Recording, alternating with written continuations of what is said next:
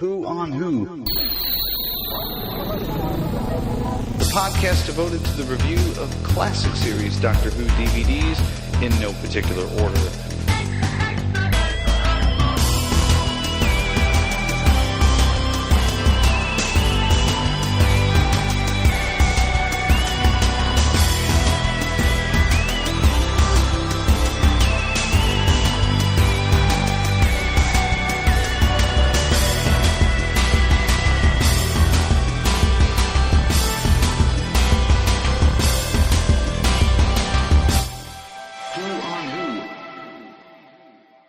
Greetings, fellow Doctor Who fans, and welcome to a extra willpower edition of Who on Who, the podcast devoted to the review of classic series Doctor Who DVDs, as always in no particular order.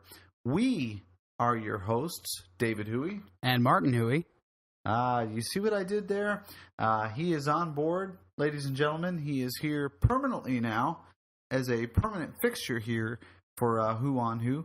I see that you've even carved your initials in the corner of my desk. Yeah. So you're moving in. I am. Well, it's great to have you. And we, I think times are changing here. We're going to be updating the Who on Who logo. A lot of people at Gallifrey that I talked to, a lot of the other podcasters, were very supportive of the idea. And I like it. I mean, I like the idea. It gives me an excuse to hang out with you a little bit. So I like that as well. Anyway, talking about Gallifrey, this is the post-Gallifrey edition. So before we get into all of our regular stuff that we talk about here, I'm going to talk a little bit about my experience in Gallifrey. Right. So I went... Some of you know that. Some of you actually saw me there. I missed the last day of Gallifrey. I don't want to dwell on the negatives, but that was just a total rookie mistake on my part. I should have been there for Sunday, and unfortunately I missed it. So, needless to say, next year, God willing and the creek don't rise, I will be back, and I will be back through Sunday as well. If my wallet can take the damage from the repeated trips to the dealer room and everything else. But just some quick first impressions. For those of you who have never been to Gallifrey, this was my first one. I came in there knowing that Gallifrey is actually the largest Doctor Who convention, they say, in the world. And they had about 1,500 people there. Wow. At least on Saturday. And it was fantastic. But I will say this, if you've never been to Gallifrey, it is very daunting to go by yourself. You know me. Yeah. Right? And you know that I don't have a shy bone in my body. But it was hard. I mean, I felt really, really overwhelmed. I got there on a Thursday, and the convention doesn't start till Friday. So I got there Thursday and literally was wandering around the lobby of the hotel, looking at all these people who clearly all knew each other from past Gallifreys and, you know, perhaps other conventions or fan gatherings or who knows what. But there was a lot of embracing of, you know, friends who hadn't seen each other in a long time, people sitting around, talking on their laptops. There was a knitting group in the lobby knitting Doctor Who things. And the whole experience was, I felt like the new kid at a school, you know, where you walk into the lunchroom for the first time and you're not quite sure where you want to sit. And it was very daunting to me. And it's a very unusual feeling. So I found myself kind of wandering around the lobby. I went downstairs, wandered around what would be the convention area starting the following morning. And then I went back up to the lobby and just sort of sat down like a spectator. Mm-hmm. And just wasn't quite sure what to do, you know, all that. And then across the lobby, I see two guys walking across the lobby, one who I thought I recognized. And sure enough, he saw me, and I heard Ken Deep's voice. That voice, if you listen to Doctor Who Podshock, you know the voice. And he immediately locked eyes on me, and he said, "David Huey." And I stood up. I practically hugged the guy because at this point I didn't know anyone, and that would have been pathetic and sad. But I walked over and said hi, shook hands with him and Billy Davis, who is the White Robot. And Billy is the one. I don't know if you remember this story or not, but Billy was looking for a couple of really hard to find Doctor Who action figures, and the store where you work has them. Yeah. And I do remember that, yeah. I had you get them for me at Hastings, and I sent them to Billy, and that was way back in the very, very beginning days of this podcast. And so Billy and I talked about that a little bit, and just really nice to connect with somebody. And so I did that, and then I saw a little later on, kind of mingling around with some folks, and I saw standing outside of Champions was a face that looked very familiar to me, and it's one of our listeners here at Who on Who's Bob Clark. Mm-hmm. And Bob was standing out there and kind of smiled at me like he wasn't sure if I was me or not, I think. And I think Bob was probably kind of feeling a lot of the same thing that I was feeling, a lot of, being overwhelmed. And so I walked over and I said, "Are you Bob Clark?" And he said, "Yeah." And I saw him, David Huey, and we shook hands and we talked. It turns out we were staying in our rooms were right next door to each other at the hotel. So so I saw a lot of Bob. It seemed like every panel I went into, I think Bob is triplets, really, because every panel I went into, every when I was in the dealer room. And it wasn't like I was getting a vibe like I was being stalked or anything, but I mean, Bob was always there first. He probably thinks I was stalking him. Maybe you were. Maybe I was. But it was always very reassuring to see Bob and him give me that warm smile from across the room that, hey, how's it going? Kind of. He just sort of said it all with that. And so, Bob, if you're listening, thank you very much. That meant a lot too. When I was still, kind of finding my way around Gallifrey and not really sure what was going on. And then later that evening, I went into Champions, which is the sports bar at Gallifrey. And you'll hear a lot of the podcasters talking about Champions, and it's going to sound like 90% of the convention happens in Champions, and it does, because 90% of the con really can't work without the proper lubrication and everybody being lubed up quite well, I have to say. And I went into Champions to grab a bite to dinner, and two guys sitting at a corner table, and one of them turns out it was Stephen and Warren, two of the guys from Radio Free Skaro. And Stephen turned right away and said, "You're David Huey." And so I went over and said hi and met both of them, and they were great. I have to say overall that everybody there at the con that I met was just phenomenal. I got to meet all the guys from Podshock. I met Chip from 2 Minute Time Lord. I met Nat and Eric and Katrina from Bridging the Rift. It sounds like I met just podcasters, but I actually met Travis, one of our listeners. I met Brent, another listener there. TARDIS Tara and her husband David were very nice. And I mean, all in all, it's just everybody that you meet there. I think once you sort of get over the initial shock of how many people are there and the initial shyness, everybody was just so nice, and it was a fantastic experience. So anybody out there, if you're like me, if you were kind of on the fence about whether or not you wanted to go, especially if your significant other had no desire to go with you, or it just didn't work out that way, like it did for me and Mrs. Huey, then I say go. I say go. It's better if you could go with someone, because depending on where you live, it's a pretty long plane ride. Mm-hmm. But I do plan on going next year. I did not pre-order my ticket yet, but I do plan on doing that. And Sean and Robbie and the entire crew that put on the convention did a phenomenal job. And I got a hug and a kiss on the cheek from Katie Manning, so that pretty much sealed the deal for me there. I did meet Tommy Knight, mm-hmm. who plays Luke Smith on the Sarah Jane Adventures, and your little brother told me I couldn't come home without the autograph. So I got his autograph, and he was very nice, and it was his first American convention. So you could tell he was kind of shocked a little bit by it as well. But anyway, that's pretty much all I really wanted to say about Gallifrey, was that it was a fantastic experience. To any of you there that I met, that came up and talked to me, that didn't throw anything at me, all of you, thank you very much. I had a wonderful time, and it really, truly is a great community.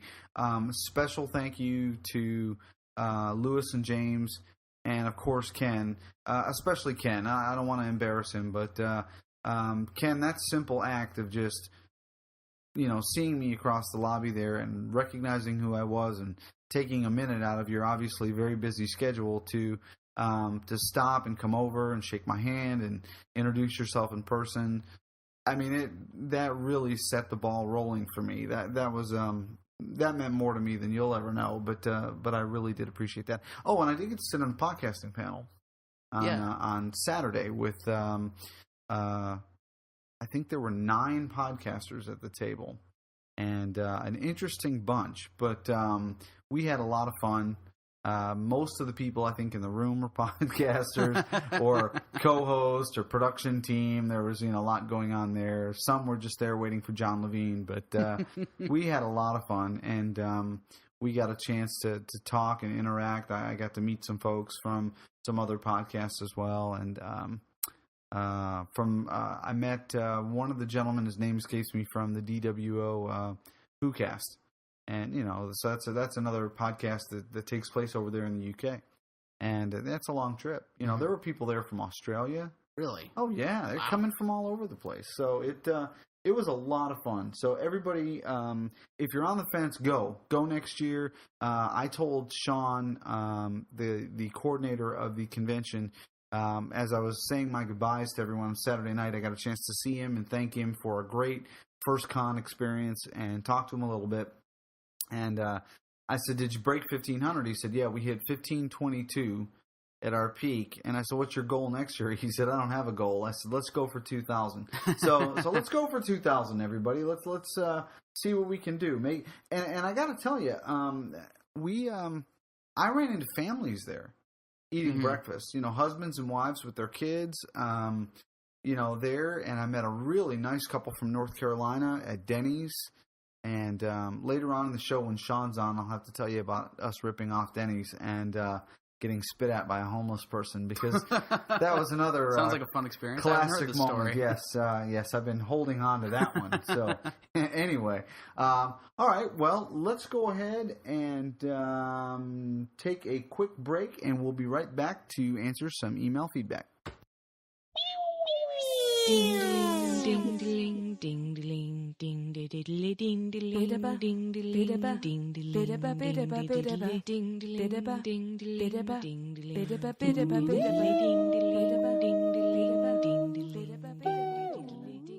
Hello everyone, my name's Christopher and this is Laura. Hello. And we're part of a new Doctor Who podcast called The Oodcast. We've actually come into possession of something very special. Yes, that's right, because we can now reveal the Oodcast has managed to get its greasy little hands on an early audio trailer for Richard Curtis's episode of Doctor Who in the 5th season. So, without further ado, and hopefully without further prosecution, the Oodcast presents a sneak peek into the future of Richard Curtis's Doctor Who.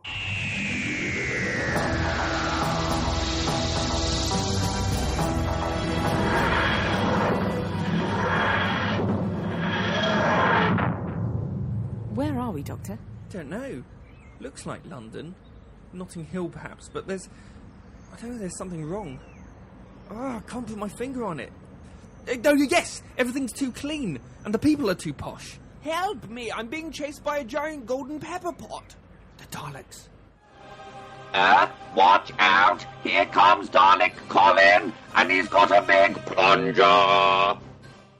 What are we going to do? Don't worry, it's all part of my brilliantly subtle plan. I don't see any brilliantly subtle plan. Amy, you wouldn't see a subtle plan if it suddenly grew to the size of a Dreadnought-class Cyber King, painted itself purple, and then danced through the streets of London singing "Subtle Plans Are Here Again." Bugger, bugger, bugger, bugger, bugger, bugger, bugger, bugger, bugger, bugger, bugger. This unit is impaired. Destroy it, bugger. Knock knock. Who's there? Doctor. Doctor Who? You've just said it. Said what? My name. That's the joke, you see. You said Doctor Who. But that isn't your name, is it? That's a mistake a lot of people make. The last brownie goes to whichever of us is the most pathetic. Well, what about me? Sorry, you think you deserve the brownie? Well, a shot at it, at least. Well, you'll have to fight me for it. This is a very good brownie. I'm the last of a dying race, with the blood of several species on my genocidal hands.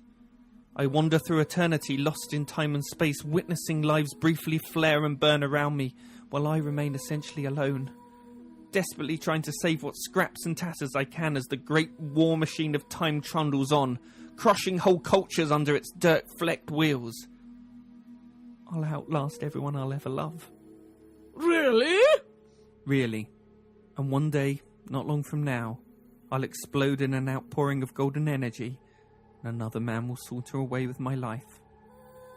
Never look back. Nice try, Bowtie, but you don't fool anyone. You learn Portuguese for me? Not really, it's just the translation circuits in the TARDIS. Stop all the clocks. Cut off the telephone. Prevent the dog from barking with a juicy bone. Okay! What did you do? All those things he just said. There's really a setting on the sonic screwdriver for stopping dogs barking. It also makes smoothies. After all, I'm just a Dalek standing in front of another Dalek, asking him to exterminate, exterminate. Coming soon to BBC One. The Four Doctors and a Funeral.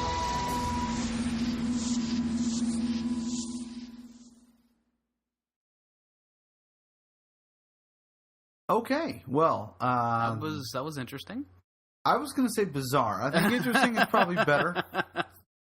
Yeah, that one was out there. Okay, but that's the Oodcast, and I'm going to have to give that show a listen now. I mean, if the promo's that good, I mean, come on.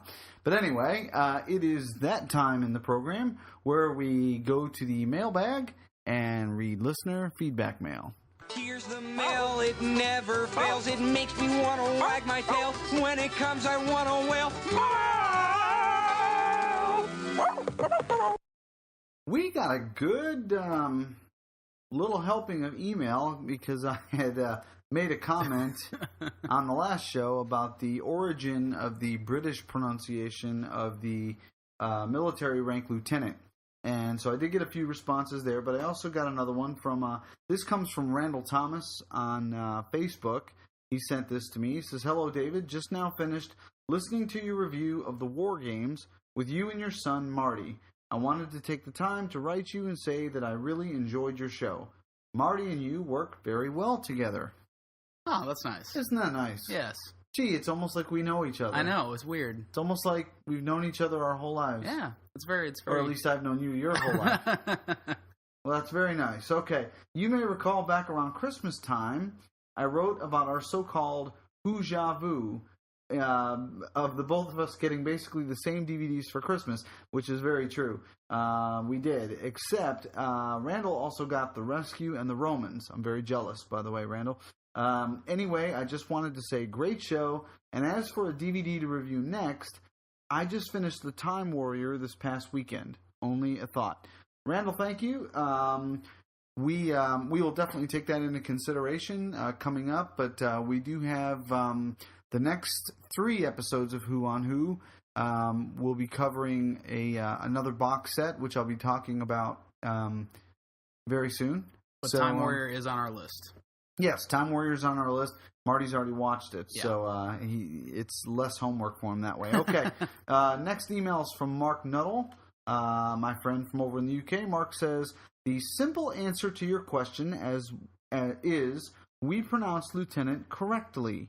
Americans can't pronounce correctly.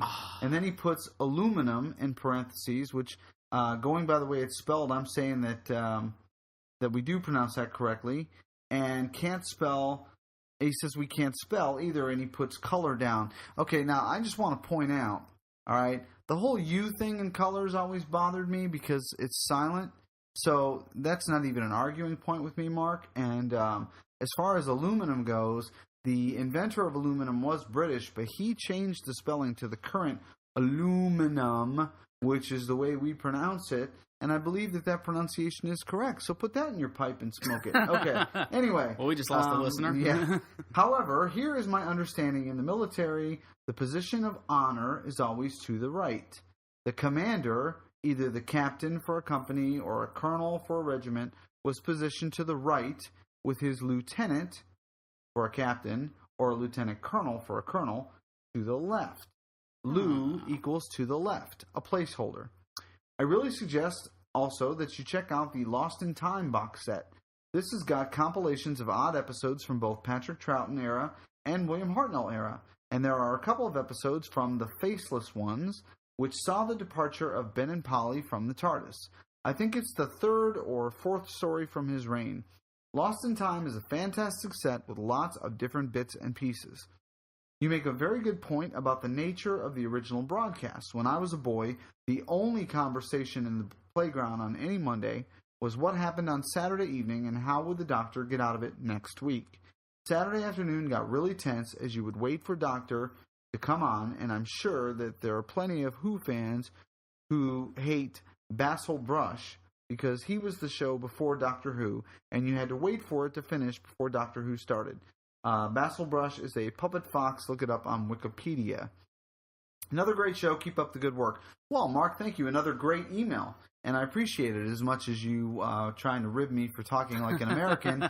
I was reminded ever so succinctly one time by my beautiful wife that I am an American. So I'm afraid I do have to talk this way. It's the law. Anyway, next email comes from Trevor Smith.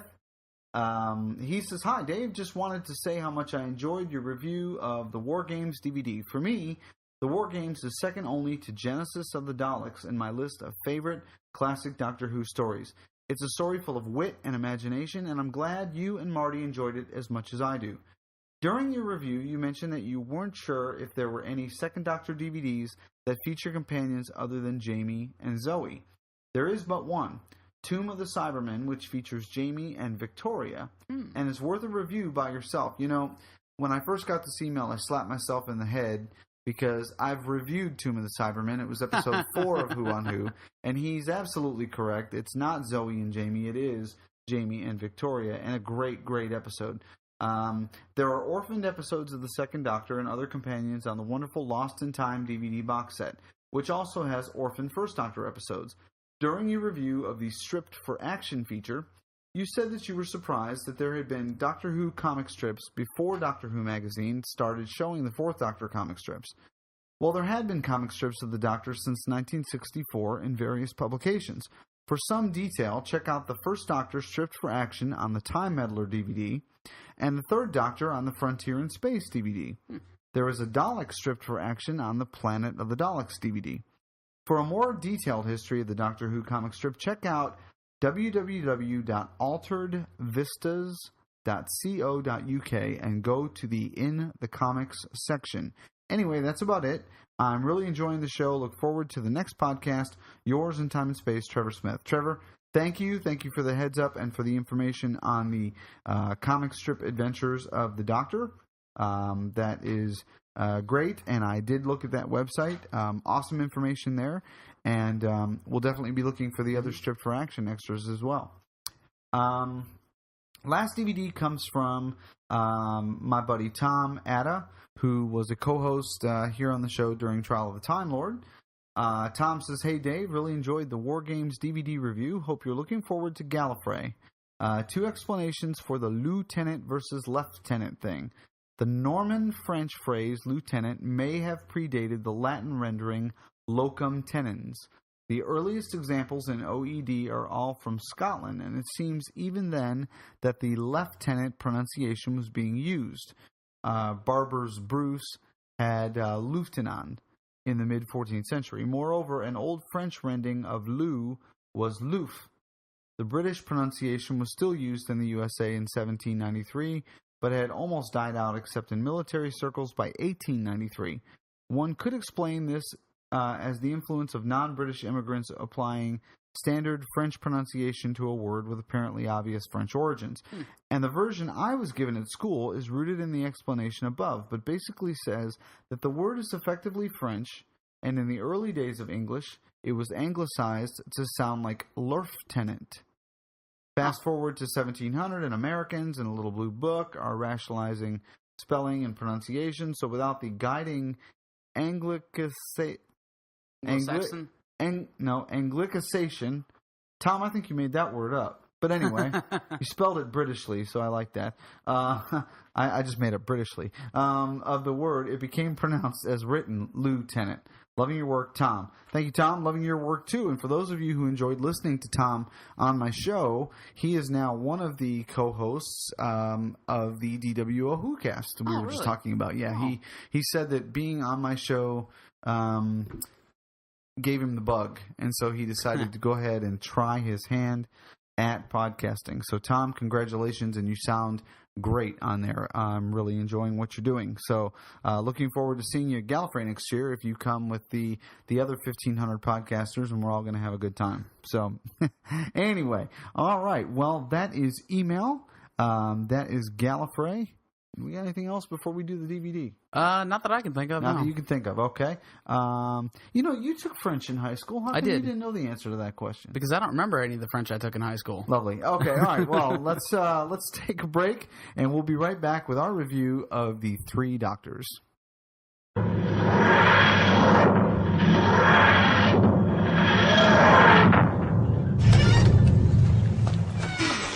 Doctor, what is this place? Looks like some kind of pub. You know, a tavern. Oh my god, I just saw a Dalek and a Cyberman sharing a pitcher of beer. That's okay. Seems to be a place of temporal grace. Hey, look, her eyes. Where two blokes can enjoy a pint. But why, Doctor? But why else? To talk about me. You've got to be kidding me. Allons-y! Tune into the TARDIS Tavern and listen to Sean and Steve as they talk about me over a couple of pints. I'll have to mention this place to Jack actually sometime. Exclusively on iTunes and Libsyn.com.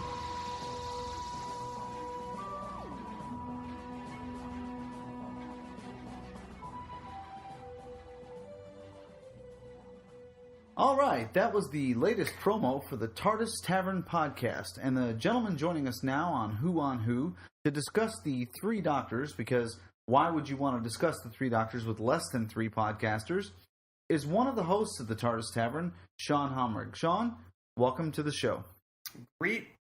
Greetings, David and Marty. I'm so glad that you could have me on. Well, thank you. So the three of us could discuss the Three Doctors.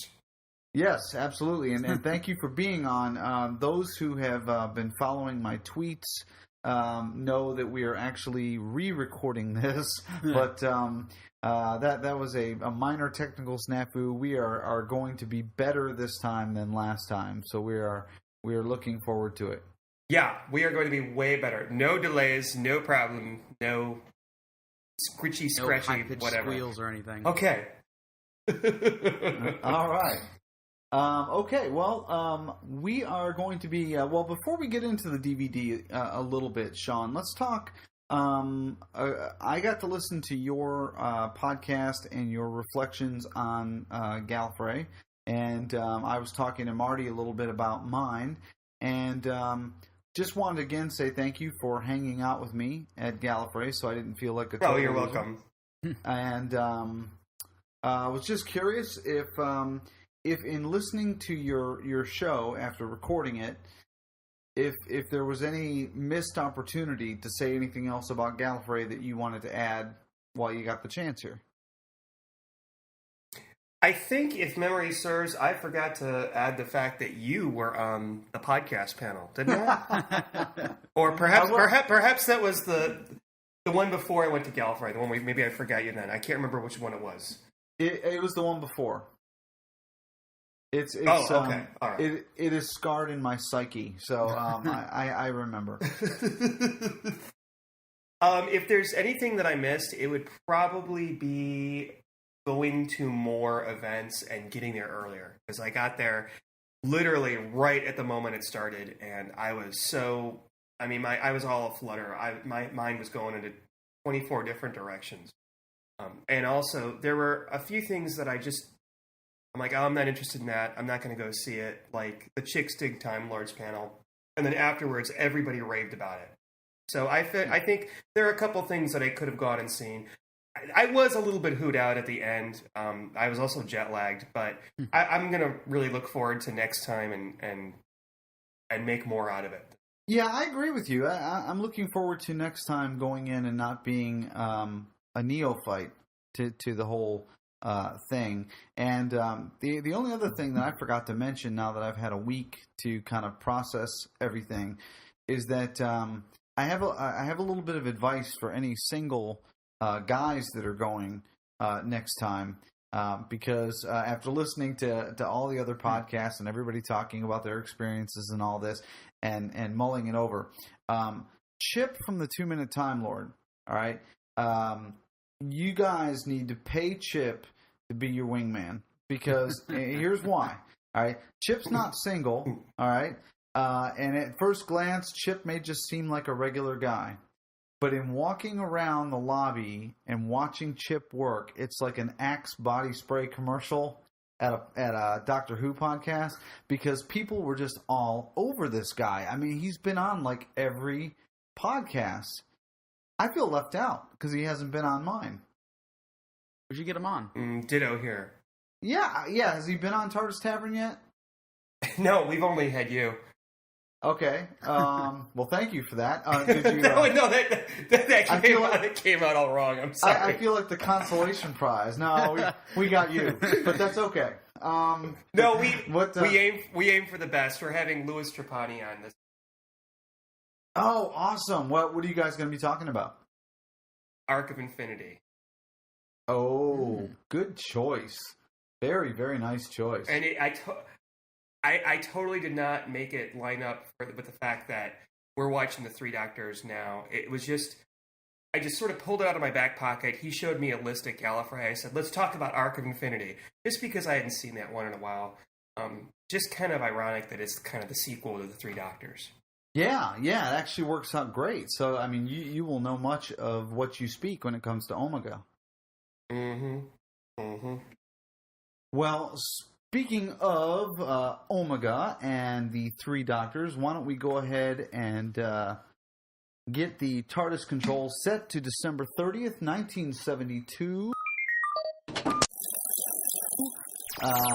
going to be discussing the Three Doctors. Hang on.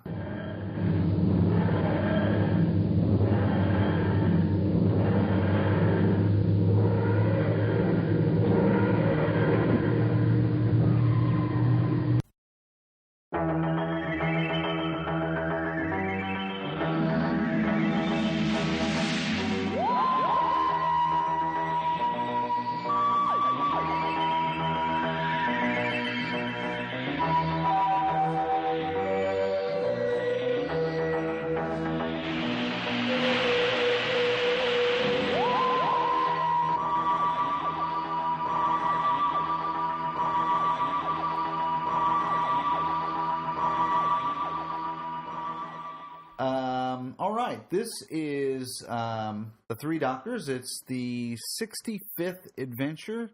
It is the 10th anniversary special. It's written by Bob Baker and Dave Martin. Bob Baker was at Gallifrey 21. They're referred to as the Bristol Boys. It was directed by Lenny Mayne. A great story. I love multi-doctor stories. There's no secret there. And essentially the story introduces the three known doctors at the time: William Hartnell, Patrick Troughton, and John Pertwee. Sean, what was this your first time seeing the Three Doctors? No. I saw it first years and years ago when I was in college, and I think our local PBS station ran it alongside Five Doctors. So, like you, I was immediately pulled in by the fact that we've got the same character who can be portrayed by multiple actors at the same time. I love that bit about it as well.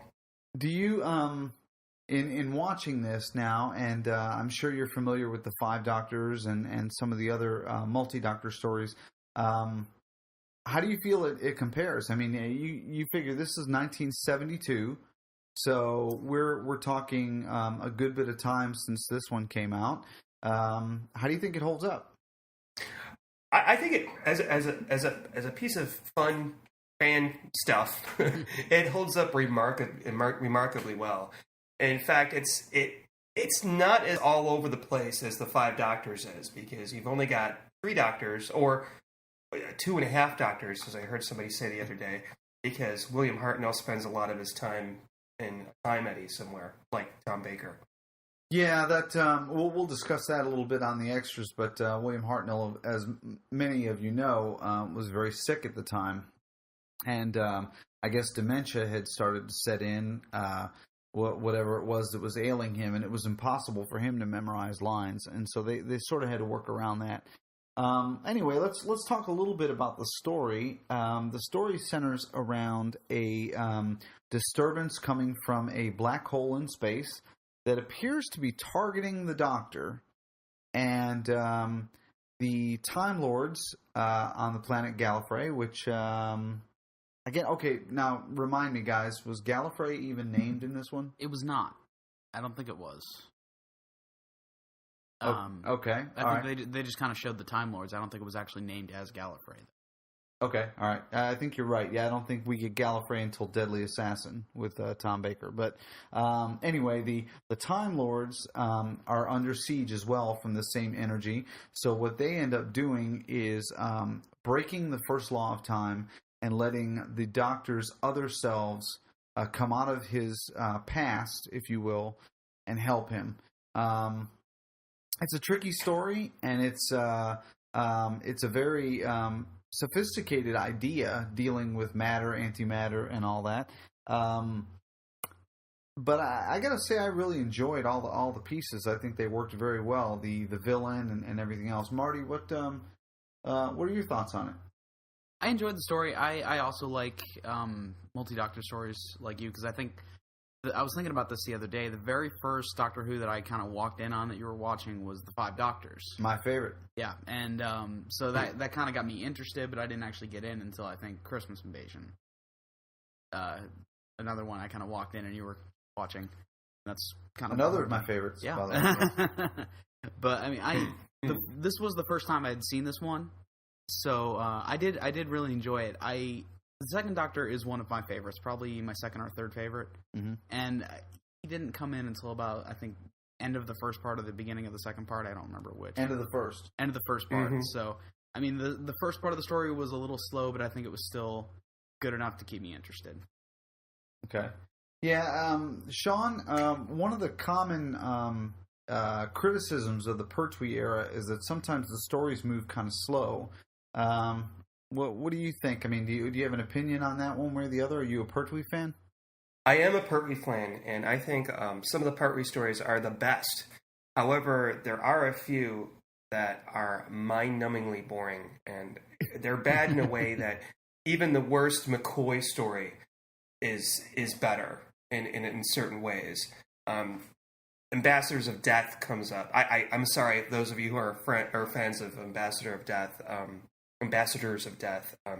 Another one is The Mind of Evil.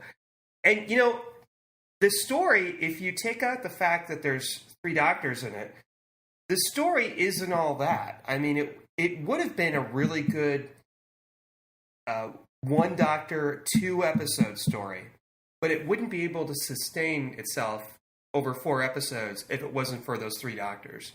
Mm-hmm. Yeah, I'd have to agree with you because there is a lot of running back and forth, trying to bring everyone together, and there's a lot of splitting up of various companions with the two doctors that are active on screen. So yeah, I'd have to agree with that. I do.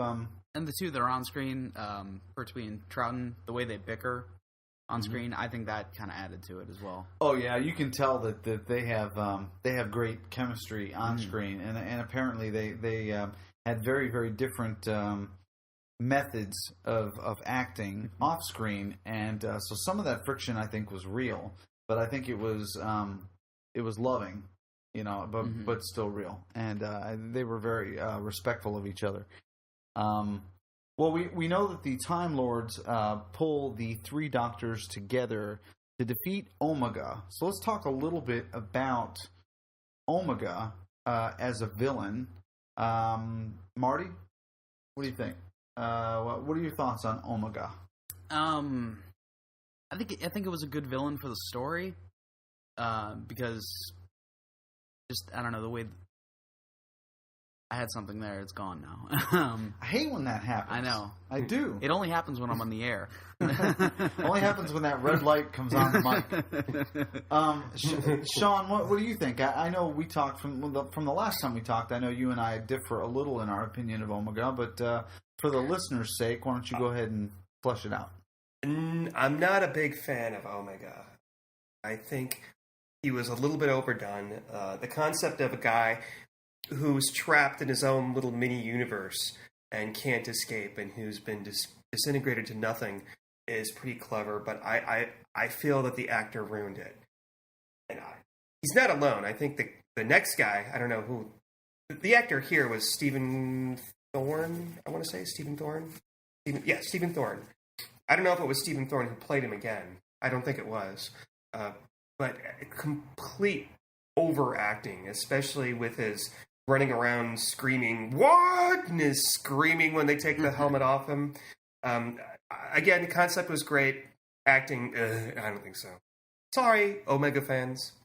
Well, I got to tell you that when we initially did our first run through on this recording, we had talked about Omega, and I said that I loved the actor's anguish that he was able to put in his voice, because you never do get to see the guy's face. Mm-hmm. So he had to work a lot with his voice, and so I'm willing to give him a little bit of leeway. But you had brought up a point that I thought was very insightful, and that was that if you are trapped in your own universe and you are living on a planet that you've created of your own will, why not make it more interesting? Yeah, decorate it a little bit. It was just a cliff and a beach and then kind of a cave, and that was really all there was. Yeah, it was a rock quarry, and of course that might be why he was collecting like all that stuff, like the unit headquarters, to spruce it up a little bit.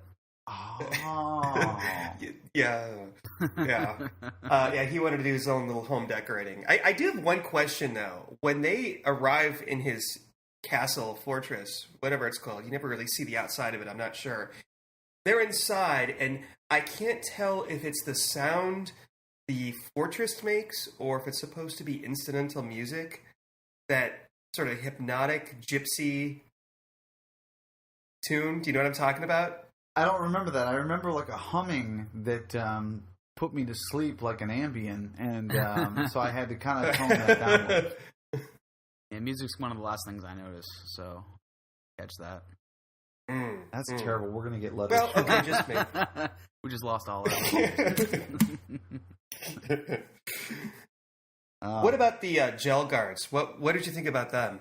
The gel guards reminded me of Sigmund and the Sea Monsters. So for those of you who aren't American, I don't know if you ever got a chance to be privy to this, but it was a kids show in the 70s. Starring Johnny Whitaker, who was on Family Affair, and a kid named Scott. I'm sorry, Scott, if you're out there, and I don't remember your last name, but I doubt you're listening. But he's our number one fan, in fact. Yeah, not anymore. But the show centered around these kids that had found a sea monster, which was a midget in a rubber suit, and all these other sea monsters that wanted the main sea monster to come back home. It was a kid's show, but it was that typical HR puffin stuff kind of costuming, and it sort of took me out a little bit of the story. It really made me long for CGI. So, what'd you think, Sean? I actually disagree here. I didn't like Omega. You did. I kind of like the gel guards. Are they the best effect ever? No, I think they're kind of creepy. I think they look like blobs of frozen vomit or something about them. Just looks really gross and creepy to me. I don't know what. Wow. You'd think with as much drinking as you do that vomit wouldn't creep you out.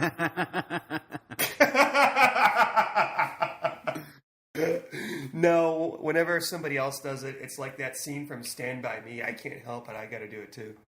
Ah, okay. Okay, I got you. No, but what about that lobster claw weapon that they have? You know, they just sort of point it and a spark comes out.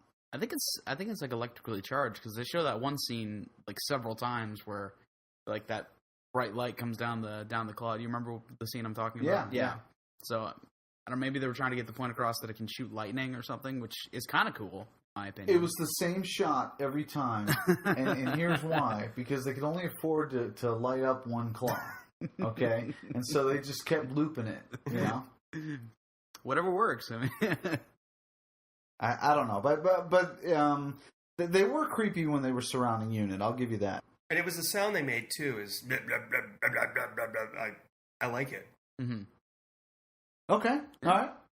Let's talk about some of the ancillary characters around here, like the Brigadier, who I always loved the Brigadier, and kind of liked his role here, but I thought that he was being diminished to the point of almost being a buffoon. And Marty, you and I were talking a little bit about that, and I think Sean, you had a couple of points too as well about just what happened to him. I mean, you know, he seemed to become a cartoon character, don't you think? Yeah, they actually in the first episode, if you watch, Joe is explaining things to him for a change. And the doctor's doing very little explaining to Joe. And even Mr. Alice, not Hollis, but Alice, has to talk the Brigadier down from storming Omega's fortress with 4 rounds rapid, which I thought was interesting. He likes to shoot things. He does. The Brigadier was scared, and as we learned at Gallifrey, when the Brigadier is scared, he likes to shoot at things. So,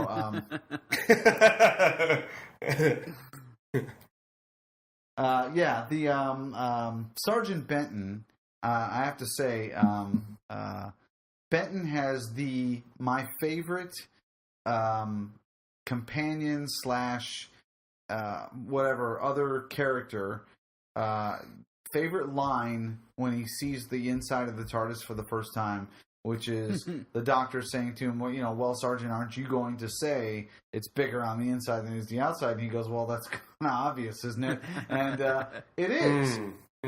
Spoken like a true military man. And I almost wonder if that was ad-libbed. I'd love to ask John Levine if he remembers if that was ad-libbed, but that'd be a 45-minute discussion right there. Yeah, you took the words out of my mouth, so to speak. And by the time that the Brigadier gets to see the inside of the TARDIS, it's kind of a foregone conclusion because it's not much different than Benton. I wish they would have made more out of that. I think it's maybe the only time he's ever been in the TARDIS. Although I seem to think in the back of my mind there was another time, wasn't there? He went. Modern Undead. Went to the TARDIS in the Five Doctors. See, that's how he. That's how they left. He goes home at the end. Yeah, he goes home at the end of the Five Doctors in the TARDIS. I don't know if they actually travel in the TARDIS, but I know he enters. He enters it, yeah. But this is his first time going in, and I don't know that I bought his. I mean, the Brig is smart enough to know that the Doctor came down in that TARDIS. Why would he think he was using unit funds to build it? That didn't make any sense to me. Mm-hmm. I agree wholeheartedly. I absolutely agree. It just seemed like an offline that didn't fit.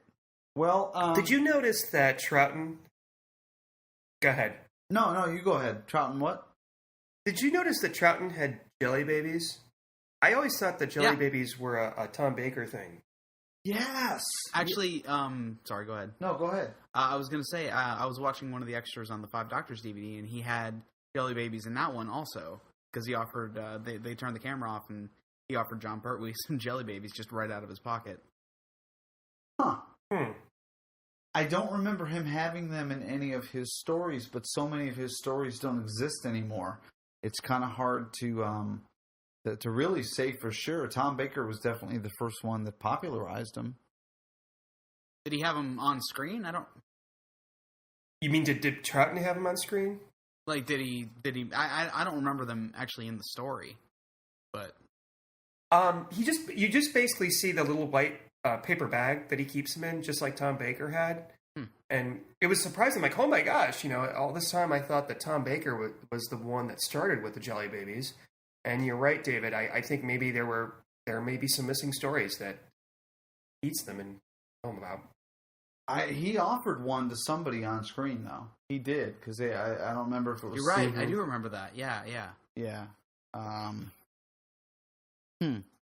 Yeah. Good catch there, Sean. All right. Well, we've pretty much talked the story around in circles here. This is the end of the era of the Earthbound Third Doctor. And I don't know any better way than to wrap up the end without going into a blow-by-blow of the whole story. But this marks the end of Pertwee's doctor's confinement on Earth. And from this point forward, he'll be able to travel through time and space. And so I'm kind of looking forward to watching some of those stories, because I've only ever seen one, and that's Time Warrior. Yeah. And I would like to see some more, just to kind of see how different he is when he's not shackled to unit. Sean, have you seen any of the? They're good. Are they? Yeah, I've seen them all. In fact, the one right after this, Carnival of Monsters, is phenomenal. They're not necessarily better or worse than the ones where he's exiled on Earth. They're just different.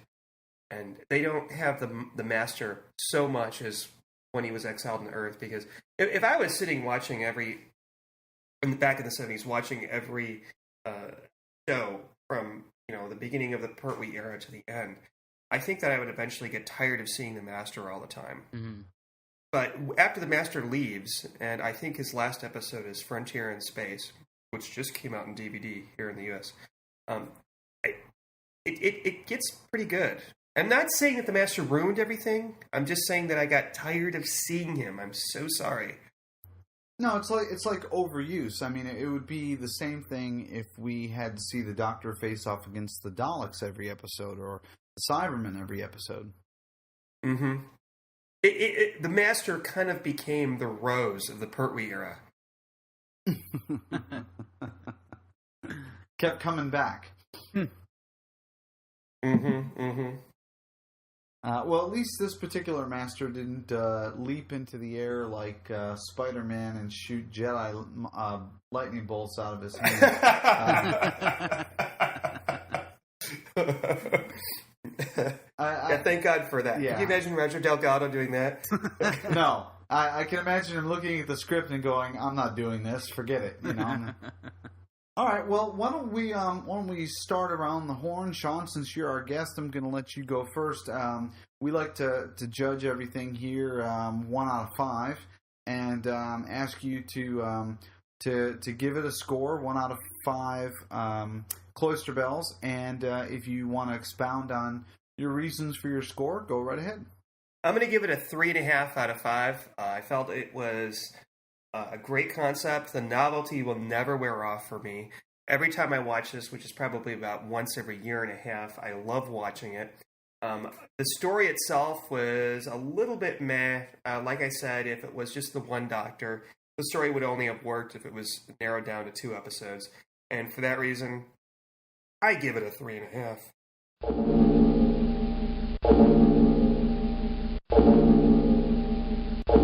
All right. Marty? I'm in between a 3.5 and a 4. Probably lean towards 3.5. I really did enjoy the story. I mean, like I said, I like multi-Doctor stories. I love the second Doctor. So, yeah, I'd probably go with the 3.5.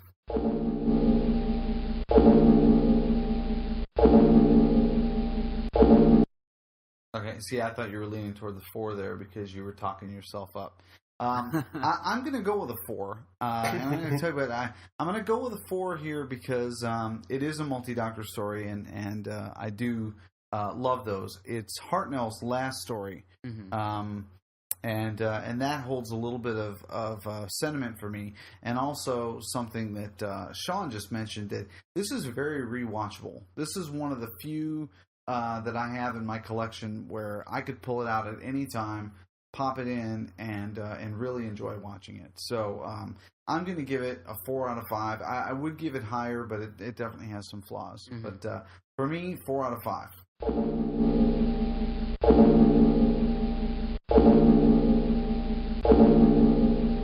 Hooray! Hooray! All right. Well, at this point, we have scored the story. So as always, it is time for us to talk about DVD extras. Extra, extra, read all about it. Extra, extra, read all about it. Okay. Now, may I go potty? Yes, yes, you may. Are you going to stop recording? Okay, hold on. I'm going to let it play because if I hit pause, it starts recording in another track, and I don't know how to handle that. Okay, then I'll just keep playing mine as well. Yeah, that's fine. That way, I'll just keep playing mine, and we'll just they'll work out. Okay, give me about 2 minutes and 15 seconds. Okay. Okay. We're gonna time you. All right. I'm not that precise on my keying. How do you do that? This will only take 2 minutes and 15 seconds. I actually kind of wanted to talk about, last time we talked about the multi-doctors, why would they go with somebody in his past and not somebody in his future? Somebody who's already gone through it. And I said, I've always kind of wondered that, because when they do multi-doctor stories, they always kind of look towards the first doctor as the wisest one, but the third doctor's already been through it at least twice before. Yeah, you're right. Well, see, but I don't know that the doctors ever remember. See, I would disagree there, because remember in Time Crash, the only way that the 10th Doctor could solve it was because he had already seen the 5th Doctor. Yeah, that's true, but Time Crash seems to bend that whole rule. I mean, that's after they've introduced that whole wibbly-wobbly, timey-wimey thing. These guys, these doctors in these stories always seem to approach it like they had no memory of, I've seen that in the 5 Doctors, I've seen it in the 3 Doctors, and in the 2 Doctors as well. And so to me, it always felt like other doctor that wasn't the current doctor was just sort of plucked out of time. Or maybe he was a doctor from an alternate universe, or I don't know. I mean, because remember, they went to the alternate universe in the new series, and there was no doctor. Well, in that particular alternate universe, who knows how many there are? It's just fan wank. You sit here and argue it all day long. No. In scene 45, his hair was parted this way. That's right. He was wearing a wedding band, which he wasn't really married, and it was on his right hand. So, I don't know. I always liked, in this story, I always liked the way Troughton and Hartnell, kind of, the way that Troughton acted towards Hartnell. Did you ever notice that? It was always like a little boy that had broken a window, and he was kind of confessing to his grandfather, because he'd always twiddle his fingers, and he just kind of had his head down. Yeah, and when he Hartnell first comes up on the screen, there's that smile, that excitement, that jubilee, because he's there. Yeah, and it's almost like in their eyes, they're feeling great comfort. Like, okay, the big boss is here, kind of thing, and he'll help us. And it goes back to what you were saying about that whole wisdom thing. That they seem to turn to the first Doctor for that. But I guess because he's the sanest of them all, I would say. He appears to be the oldest. Okay. And, all right. Okay, I'm back. That was 2 minutes and 16 seconds. We're gonna have to bill you for that extra second. Awesome. All right, let's talk DVD extras. On this particular set, we've got a few. I'm going to start out by just kind of running down the menu like I do normally, and then I'm going to, what I will do is to bring up a menu item and throw it out there for discussion. Okay. The first DVD extra is the 40th anniversary special, which is a musical montage of the Doctor and his various companions over the 40-year history of the show. And Marty did not get to see this because by the time he came around to watch extras with me, I'd already seen it and couldn't bear to watch it again. Not that it was bad. It's just I saw that title on the menu and I'm like, oh, a 40-year documentary about Doctor Who, awesome! And it was not that. So I was really let down. So, Sean, what did you think of it? I knew what it was beforehand because when they would release some of these out on VHS and what would that be, 40th anniversary, 2003, 2004, they would put it in the VHS tapes. So I'd seen it already, and I knew what it was. And they have it on several of the DVDs, I think. But I like it. I think it's a lot of fun. Well, maybe they'll do more with it down the road and beef it up as we get more doctors or something. So now if you look online, there are people that have done a 45th or 46th year anniversary where they've included Eccleston and Tennant and Matt Smith at the end. So look for that on YouTube.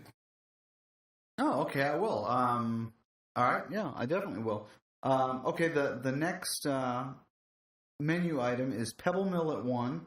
There's 2 interviews here. There's an interview with Bernard Wilkie, who was the guy who created a lot of the monsters and special effects for Doctor Who. Let's talk about that one first.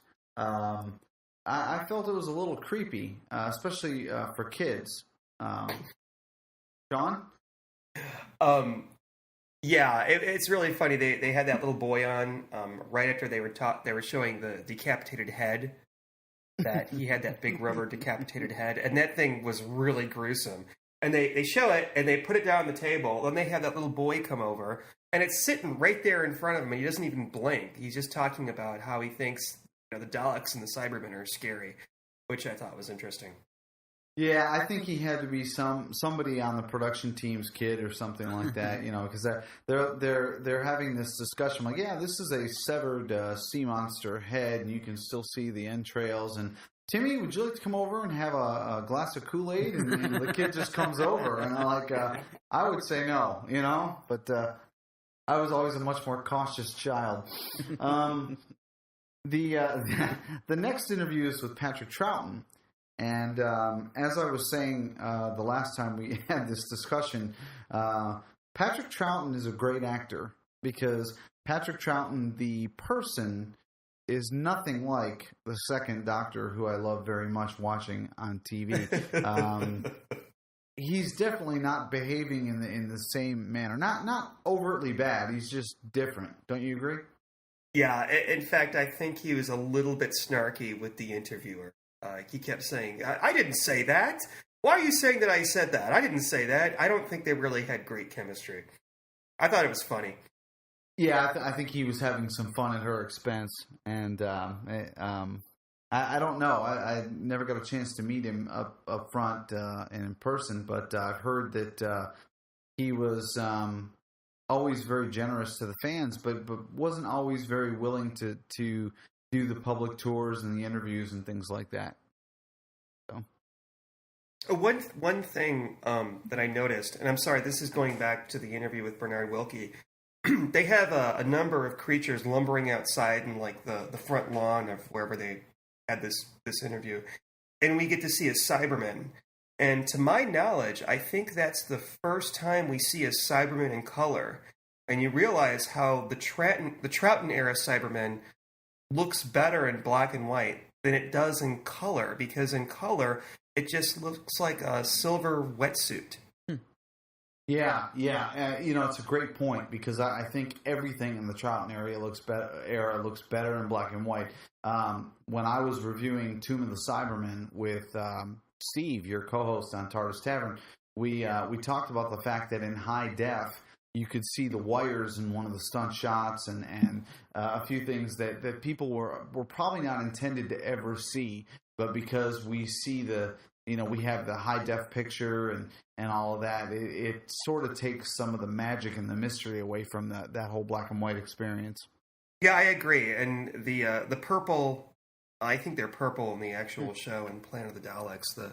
The purple blanketed creatures I never really cared for either. I thought they were supposed to be Yeti.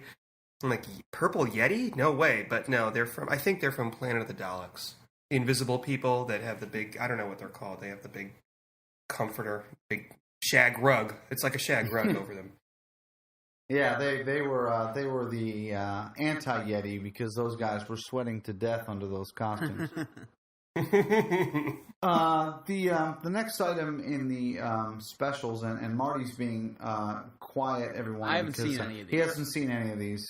He was grounded from the extras. But anyway, the next menu item is the Blue Peter special. And, all Doctor Who fans know that there's a great relationship between Blue Peter and Doctor Who.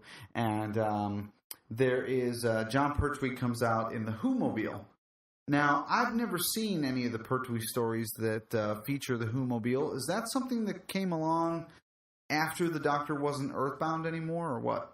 Yes. I think we first see it in Invasion of the Dinosaurs. Which I'm a really big fan of Invasion of the Dinosaurs. I'm not kidding at all. I like that story. Styrofoam dinosaurs aside. And I think it was also in Planet of Spiders, but I might be using it with the hovercraft that he drives in that. I don't know. Somebody send me mail. I don't know.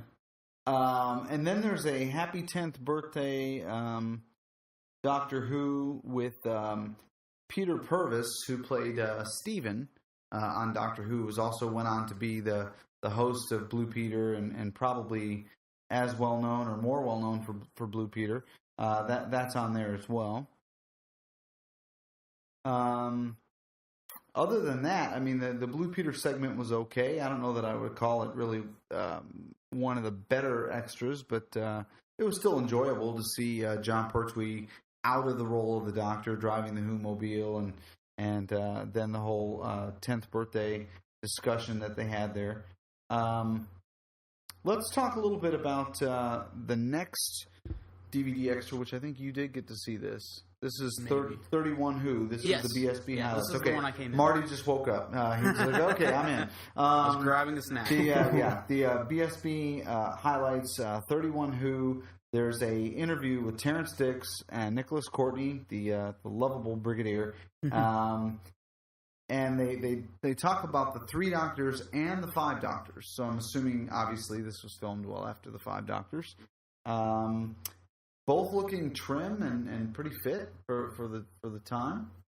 But I thought it was interesting that them sort of comparing and contrasting the experiences of working on the 3 Doctors and then on the 5 Doctors as well. This must have been something that was done for some sort of special where they were airing both of them back to back.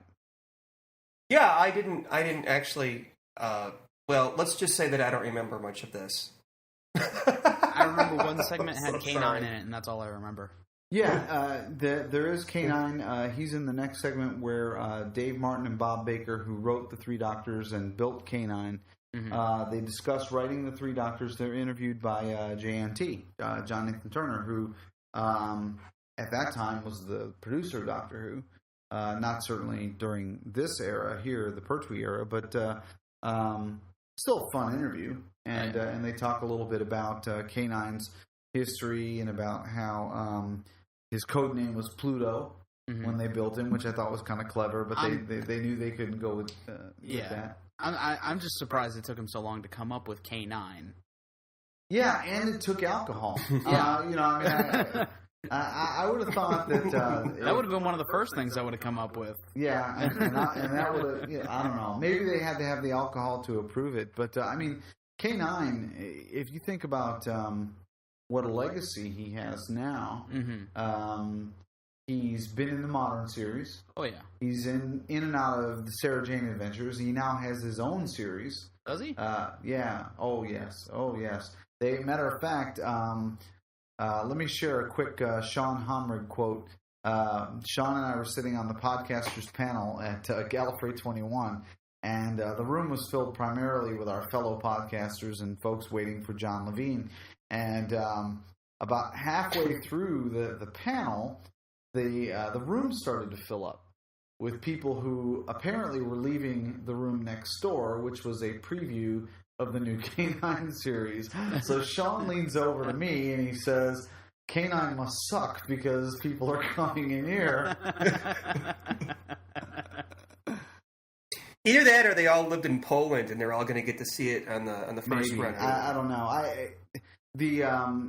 It doesn't sound much different than Sarah Jane on the surface. It's a bunch of kids and K9 the robot dog. But there are some things about it that are a little disturbing. They're filming it in Australia, and the Australian kids are supposed to be affecting a British accent. And I don't know. I don't know how they're going to pull that off because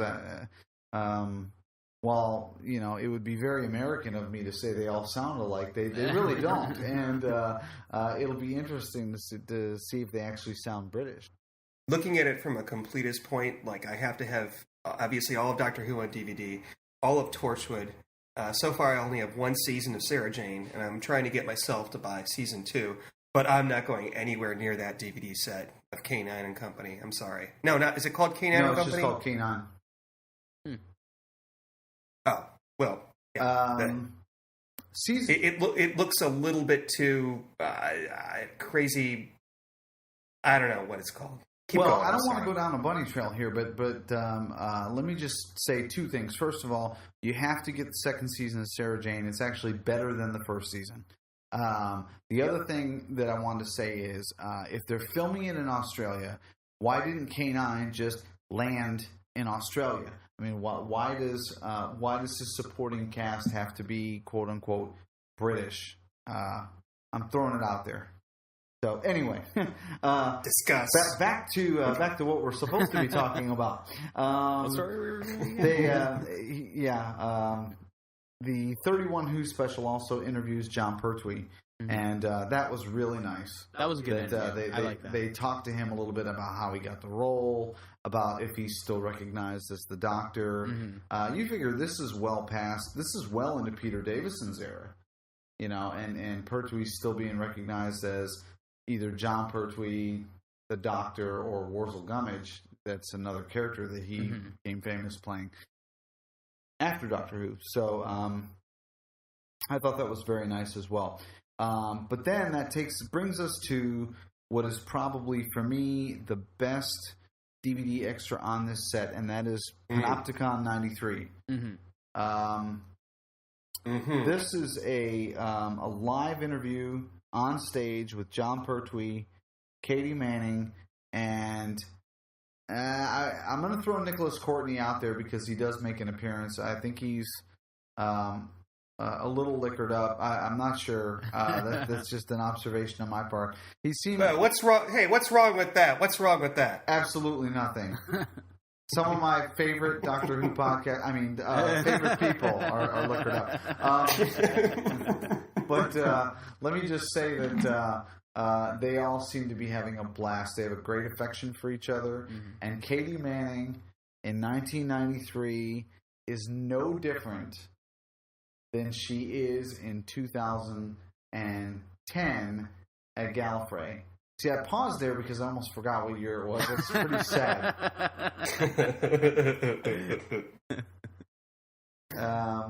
I absolutely agree 100%. In fact, I remember watching her at Gallifrey this year, and I remember thinking she was exactly the way she was in this DVD extra. In a good way. She's adorable. I could sit there and listen to her read off the phone book. She's hilarious. Yeah, she loves the fans, and she has great patience and great affection for the fans. I don't know if I mentioned it on this one. I can't remember if you mentioned. I don't know if I mentioned. I think I did when I was talking about Gallifrey, but I will mention it for the umpteenth time that I got a hug and a kiss on the cheek from Katie Manning. You've been saying it since he got back. I have. I had Katie Was Here tattooed on my left cheek. I mean, on my face, not. I make sure I differentiate what cheek it was. But no, she is a doll. I mean, she really, really is, and you can see it here. You know, obviously she physically she has gotten older, but she's still a great lady and a lot of fun. And you know, you can just tell. I mean, she has no fear in front of an audience at all. So, can I tell you about something that she said at Gallifrey that I kind of put me aback because it was kind of snarky? What's that? She was talking, and somebody in the audience had a baby that started crying, which didn't bother me. It feels to me the only place where you shouldn't have a baby is at the movies. If you go to some place like Gallifrey or a church, I don't know, for some reason it doesn't bother me. But she stopped whatever she was talking about, and she turned in the direction of where the baby was crying, and she goes, "Does somebody have a baby?" And the man or the woman, I couldn't see, you know, which raised their hand. "Yeah, we have the baby." She goes, "Oh, how adorable." And then she goes, "You know, he doesn't understand a word I'm saying." Yeah. I thought it was a bit snarky. It is a little bit. I mean, you know, it's funny that you mentioned the movie thing because we were just discussing this at the dinner table tonight here at Camp Hui. We were talking about. I personally feel like, as a parent, okay, Mrs. Hui and I are going to the movies this Saturday. I don't know what we're seeing, but Marty's going to babysit the little ones for us. You're such a good guy. I know. And we're paying him, you know. But anyway, I always get angry when I pay that much money to go in and sit down at a movie and somebody comes in with an infant. I feel that movie theaters ought to have a policy that says no babies. I'm sorry. It'd be one thing if it's a Disney movie, if it's like a G-rated movie that you're taking all your kids to see. That's fine. But, you know, like... when you're going to see The Crazies or something. What was it? You and I went to see V for Vendetta when it came out years ago. Yes. And there was a baby in there. Was there? And I don't yes. remember that. And it's just crazy. And I'm thinking, look, if you can't afford a babysitter... This is my public soapbox. Let me get my soapbox out here just a second. Okay, I'm on this thing now. If you can't afford a babysitter, then you can't afford the movies. I'm sorry. As a parent, your first job is to be a parent. Yeah. Okay? Don't drag your kid to the movies and ruin the experience for everybody else that paid $8. If you don't agree with Actually, me... it's like $10. Is it 10? It's about 10 or $11 now. See, your mom pays for all that stuff when we go out. When I worked there, it was $9.50 for a matinee, or not a matinee, an evening. Wow. All right, maybe we're not going. That's why we only go to matinees. All right, our Saturday night plans are changing now as we speak. Here, I'm jotting notes. We're going to stay home and watch Doctor Who, honey. What do you think about that? No. Anyway, yeah, that was a little snarky of her to say that, though. You know, I don't know. I'm sure she made those people feel bad. I didn't see a lot of babies at Gallifrey. I saw some families, but you know, that's yeah. That was the only baby that I heard, but it is what it is. Yeah. Well, the rest of the extras here on this DVD, I'm just going to run them down real fast. There really isn't much of note beyond the Panopticon 93. There is a BBC thing called The Five Faces of Doctor Who, which is basically a graphic representation of the Doctors on screen. There's of course the infotext, which is always good, and in this case actually very good. The commentary by Barry Letts, Katie Manning, and Nick Courtney is top notch because again, it's Katie Manning. And she could, like Sean said, she could make reading the phone book sound good. And her and Nicholas Courtney have a great affection for each other and for Barry Letts. So, matter of fact, at Galley, I'm drawing a total blank here. I'm sorry. No, there was a tribute to Barry Letts. John Levine did a video tribute to Barry Letts. And Katie Manning was up on stage with Fraser Hines and I want to say Graham Harper, and he brought everyone to tears. It really did. I mean, Barry was very well loved in the Doctor Who community, and I remember the day that he passed because I was recording my one and only guest appearance on Doctor Who Podshock so far, in case they're listening. But Barry Letts passed right before we started to record, and it changed the whole tone of the recording. And, I mean, there was just this wow. Sometimes that happens. When a celebrity passes, and it's a shock like that. But with Barry Letts, I think it was even more than that because he meant so much to Doctor Who. But it is nice to hear him. He does great commentary. The guy remembers everything, and so it's always well worth a listen for that. There's also the photo gallery, the Who's Who database of everybody that's on there, and of course the BBC One trailers. I believe there's also some PDF Radio Times documents that you can read on your computer through your DVD-ROM. Which is as technical as I'm going to get on that. I haven't actually heard it called a DVD-ROM in a couple of years. Well, I still call the TV the magic box. So, keeps asking if we can let the people out of the magic box. Yes, I do. And don't get me started on that microwave thingy. The cold food it comes out hot. I don't know how it works. You kids and your newfangled gadgets. But anyway, that does it. There's no Easter egg on this. Can you believe that there's no Easter egg? Yeah, on the Three Doctors, no Easter egg. See that? Sean didn't do his homework. He just went, really? Like I don't know how to. You don't know what? I don't know how to look for Easter eggs. I don't know how to look for. Just press left, right, up. Okay, I don't know the patience to sit there. No, let me school you. There's two ways to do this. Okay, you can take your remote, all right, and you can, instead of where the menu obviously goes up and down, okay, you go to each menu option and try going left and right, and see if you'll get a green. It's usually a green Doctor Who logo will pop up.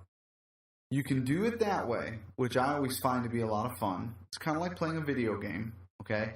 Or my way, which is getting on the internet and looking. Right, or you can do it Marty's way, which is you Google it, all right? Or go to Doctor Who and the video website of Evil, which is a great website, by the way, for anyone interested. You can Google that, Doctor Who and the video website of Evil. And he's got all the DVD Easter eggs out there. I mean, he's Johnny on the spot. He has that thing updated pretty quick. I think Johnny on the spot. I haven't heard that in a while, but I think that it's not so much the looking for it that's the hard part. It's that you spend 5 minutes looking for it, and then it turns out to be 15 seconds of total disappointment, and that's so mean. Yeah. I'm so sorry. All I'm doing is bringing half glass emptiness to this podcast. You're right. Yeah, some of them are. Most of them are. Most of them, I mean, let's be honest, most of the DVD Easter eggs are crap. In the War Games, there were 3 discs, 3 Easter eggs. Only one of them was actually worth it. That would be the sock puppet. Sock puppet one. Yeah, the sock puppet. The sock puppets were good, and so was. Okay, I can't even remember what the other ones were. The other one, the third disc was the force field graphic that kept blinking, and the first disc was this. Oh yeah, you're right. Yeah, no, that just gave me a seizure. Yeah. I wet myself. It was bad. I had to turn off the DVD player for a couple hours. He came in, I was drooling, the DVD was just stuck, so shut the thing off, It was bad. All right. Okay, the other, I think the best one that I've seen is the Five Doctors commentary by David Tennant, Phil Collinson, and Julie Gardner. Single best. Yes, I agree. That so far, that is my favorite DVD Easter egg on any Doctor Who disc that I have so far. But I have high hopes, so I won't sing the song, I promise. Okay. All right. Well, that brings us to a close of this review of the Three Doctors, which I think we all found to be a favorable story, which is a good thing. Sean, you said that Louis Trapani is coming up on TARDIS Tavern, and you're going to be discussing Arc of Infinity. Yes, we are, but our next episode is not going to be that. It's going to be about the Keeper of Traken, and it's a Big Finish prequel/sequel with the Fifth Doctor, Primeval. So we're going to be recording that on Thursday, and then on Friday we're going to be recording with Lewis. So please listen to the TARDIS Tavern. We're on Facebook. We're on iTunes. TARDISTavern@gmail.com. Listen to it. Send us hate mail. And No. and all that. And as David would, as David says, it's different. It's the torch. When you listen to it from the beginning, it's yes, indeed, yes. It's the adult version of this podcast. We're not tacky on TV. We're not the Dirty Hooers. But I don't know. People seem to like us. So and Steve is great with editing. He's edited in all kinds of cool things into that make it times as funnier as if. Well, let me tell you that you guys are fast rising up the popularity chart, and there's a reason for it. I think you have a great show and a great chemistry with Steve, who happened to be online tonight on Skype right before we get started, and I was just so tempted to see if I could pull him in to surprise you, and have all four of us on here. But that would have been a total clusterstrup, and then I wasn't going to mess with that. I figured that was probably dangerous. So, anyway, let's Marty, let's talk about what do we have coming up here. Our next episode is the first disc in the E-Space trilogy, right? Full Circle. The introduction of Adric. Yeah, I'm sure we're all excited about that. We are. We can barely contain ourselves. We also have careful. Hey, I like Adric. I really do. I have no problem with Adric. That's not what you said. What? We'll talk offline. That's all right. We also have a fan page on Facebook. You can look us up as Who on Who. There, you can email us at feedback@whoonwho.com. Take note of that. That's a new email address. feedback@whoonwho.com. That goes to both of us. So I'll be reading your emails. Marty will be reading them. I will not be able to censor them. You can follow me on Twitter, twitter.com/DavidHooey. I do not have a Twitter account. Marty does not tweet. Which is fine. That's a personal decision, and I support him in that. You can also leave us a review on iTunes, which would be greatly appreciated, even if it's a bad review. If you leave us a review, the more reviews that you leave us and the TARDIS Tavern, the higher up we go up the Doctor Who podcasting food chain, and it allows us to be seen by more people when they go into iTunes and they type in Doctor Who under podcasts. It would be nice if we were like in the first couple pages of the 1,000 or so Doctor Who podcasts. So, and it's feedback? Depressing. No offense to anybody else who currently has a podcast, but there's a lot of podcasts that have suffered from pod fade, which I don't know about Who on Who, but the TARDIS Tavern is behind them. And it's like these people had like 3 episodes and they're no longer doing them, and we're like behind them. Yeah. Yeah, I know. Yeah, we're getting our butt kicked by by several podcasts that I think aren't even out there anymore. But that's fine. It's not a competition. Or is it? Well, they've obviously never played board games at our house, Marty. There can be only one. That's right. It's an exhibition, not a competition, is what I would say. That's right. There you go. Finally, you can come back to the Who on Who website. Please come back. Marty has taken over whoonwho.com for me, and I'm ruling it with an iron fist. He is, and he's actually updating it more than once every 6 months. So I'm sorry. It's senility. I will completely cop to that one. But come on back. I've given him the keys to the kingdom, and he's taking control of it. The Hingley brothers are still in the titanium bunker. We've installed ceiling fans to make them happier. But we've also threatened to turn on the Halon fire suppression system if we don't get our show graphics for Full Circle coming up. So I think Dave's working feverishly on that and the new podcast logo as well. So anyway, until next time, which will be soon. Yeah, we're getting ready to record. People aren't going to know how to handle. There's going to be too much who on who to take. I know this is a lot of hooey, and there's going to be a lot because I'm not going to wait a whole month here. But anyway, you can. Well, I guess that's it. That's really all I had to say. So, Really? that train just went right off the track. But thank you everyone for listening, and thank you, Sean, for being here with us. Thank you very, very much for having me. I do appreciate it, and I had a lot of fun both times. And listening with anticipating ears to this and to the East Base trilogy. Oh, and everything else beyond that. Well, I hope so. Yeah. That's a given. So we'll see you all next time. Take care.